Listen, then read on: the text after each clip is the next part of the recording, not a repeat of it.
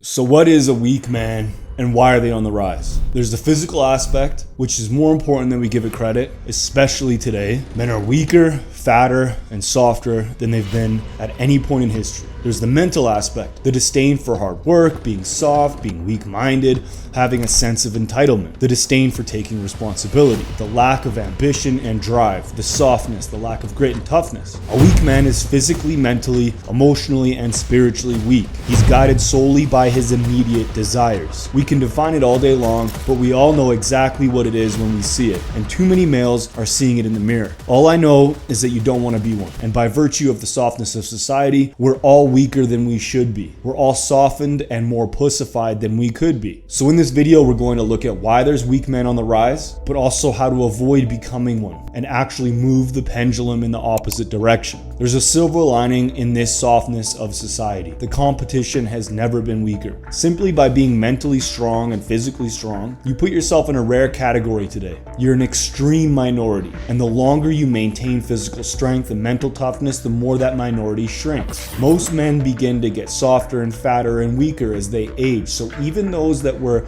competition before don't remain so. If you commit to daily self-improvement today, you face less competition than you had in the past. All right, so the rise of weak men. There has been a massive rise of weak men over the past few decades. It's not good. It's not good for the individual, not for individual liberty and freedom, and it's horrible for society. Hard times create strong men create good times create weak men, and weak men create hard times. We've had the easiest times over the past 70 years, especially in the West, than we've ever had in our history as humans. I don't say best because it's debatable if they actually were the best. There were a stretch of 5 good emperors in Rome, starting with Nerva and ending with Marcus Aurelius, that saw a magnificent alignment of prosperity, safety, and individual liberty.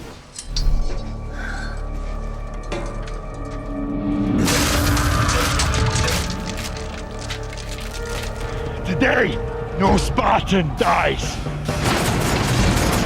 Sure, there were other times where people had what they needed, but not what they wanted every second at a fingertip, which is what we have today. And it doesn't appear to be all that good for us as a collective or for our mental health. It's hard to argue that over the past 70 years, with an incredible explosion in innovation, that life has never been easier. So, life is easy. Ease is a man's enemy. With ease, we as a society become concerned with the trivial and the make-believe, the things that don't actually matter and have nothing to do with our survival. Rather than rewarding winners for their efforts and disciplines, we reward everyone. We choose a veiled kindness over the reality of competition. Our mental health is declining and declining fast. As ease increases, we become softer, weaker, and fatter, which is an unnatural human state. Exercise isn't a natural part of life anymore, but something we must participate in outside of the parameters of our survival. And so we have weak men, hordes of them. We have incels who can't get women to date them, so they hate women, removing themselves from the sexual marketplace and the embarrassment of actually having to talk to women because of the state their lives are in. Incels are never winners. If they became winners, they would no longer be incels. And that doesn't demand the achievement, just the damn pursuit. A man walks up to unsuspecting women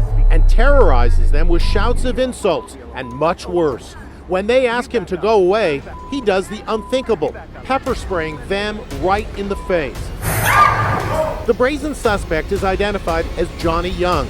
He's 25. Police say he is a self-described woman-hating incel. We have more men who oppose individual liberty and instead want the state to defend, protect, and even provide for them and even their families. Men have lost all of their pride. We can't call these individuals men. They're males. Manhood was once earned, but more than that, it was once the ideal. The Romans saw man as virtue. They saw it as an ideal. And when that ideal wasn't prized or pushed for any longer, they declined. We say all of this because weak men are useless, and there are more weak men than ever. From a societal standpoint, this will lead to decay. But I'm not concerned with the societal aspect because that's only fixed by the individual. So the more strong men we have, the less weak men we have, the better society functions. But it all starts with the individual, you and me. Though these weak men are the masses, though they will shape destructive policy, crushing taxes, and make our own nations in the West harder to thrive in, the competition also has never been so sparse. It's never been easier to be a winner because there's never been so few men who are actually willing to do the work and have the discipline to get the victory. Most males have taken themselves out of the running. The sexual marketplace, for example. We now have male feminists. They'll befriend a woman who has a boyfriend, talk shit about them, create a rift between them, then pick up the pieces when everything falls apart, when the relationship ends. They cannot get a woman on merit, so they do it through deceit. However, you can't unravel thousands of years of biology and evolution in a decade. Women still want to be protected, provided for, and they still want a man. With such little competition in the sexual marketplace, you become a catch if you improve yourself, which is the opposite of what many males are doing. We live in a quick fix society, a get without earning society, so males who want to get more women or find the right woman are navigating to tricks and tactics to pick them up without actually earning them. You get the best women by being the best man. Simple. Like all good things in life, it takes effort. Build a business. Sure, it can take a decade, but that's life. Build your body. It could take a few years, but you're improving yourself through effort and discipline.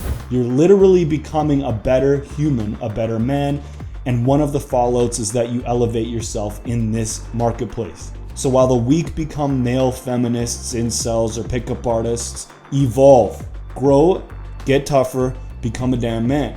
Put off the getting of chicks for a few years, even 10, and focus on your own personal evolution.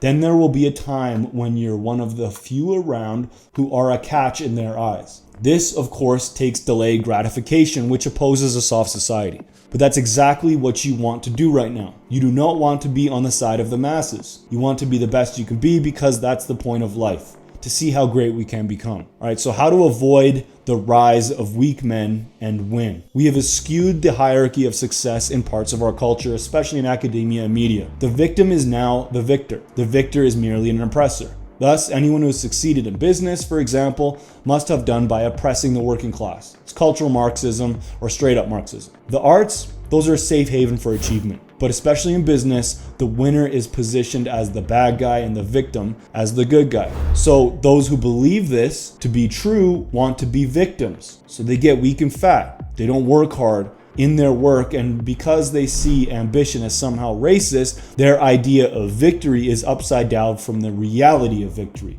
If you think that being a victim is the height of the social hierarchy, then that's what you'll aim to achieve. Anything that screams success is bad, oddly enough, except for things like Apple computers and cell phones and other innovations that came through capitalistic innovation. Now, capitalism isn't a system, it's human nature. We've bartered and traded since day one. How we barter and trade today is different than it's been in the past, but we still give something to get something we perceive has a fair value, or we even think we're winning the exchange, and often so does the other person we're exchanging with or the company we're exchanging with. You can't take capitalism out of people, and you can't take the desire to succeed out of people. The desire has created this ease we now abuse. Those who actually have that desire shouldn't quell it, but add fuel to it. Again, it's not what the masses are doing. So by following your innate desire to achieve, you move into a minority of the population that will get all the spoils. Now, on not being soft. Softness comes largely from the pursuit of pleasure, and pleasures have never been so easy to obtain than they are now. If we're looking at the root of softness, it's this: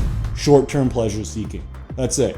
There are negative impacts on short-term pleasure seeking that affect your brain. It can lead to addictions to drugs, alcohol, porn, video games, food. One of the stalwarts of manhood throughout history, up until the last few decades, has been a stoic control of one's desires. Pleasure seeking has always been seen as weak and effeminate. That doesn't change because the social conversation has changed. Pleasure seeking becomes addictive in and of itself, and it pulls you away from your long-term desires, the things you really want for your life. So if you want to avoid becoming soft, avoid seeking short-term pleasures, and add strenuous activities to your daily routine. Train toughness, avoid softness. Train toughness Do the things that are painful that you don't necessarily want to do, things that are uncomfortable. A couple examples that you can add to your daily routine is taking cold showers. It absolutely sucks. 100 push-ups in the morning, not really something you want to do first thing you wake up, but it's good for you. Go for a run every day. For me, cardio sucks, so that's why I do it. Get in the gym, feel the pain in your muscles. It's important. Have and maintain discipline. Choose the work task you said you'd do over the TV show you want to watch. Short-term pleasure versus long-term desire. Get in the habit of choosing the thing that will get you what you want over the long term, over the short-term pleasure or desire. Then use pleasures as a reward. It's okay to reward yourself. It's actually good. It trains good behavior. Use the TV as a reward. The dessert, the night out with the pals, the glass of scotch, the cigar. Avoid some pleasures altogether. Avoid porn. Get outside and get abroad. Or better yet, work on improving yourself and let them come to you. Avoid gluttony. Eat for your goals. Whether that's gaining or losing weight, eat clean, avoid too much partying. It takes you away from who you're trying to become. You know what to avoid. Avoid the things that make you weak. Do the things that make you strong and push forward.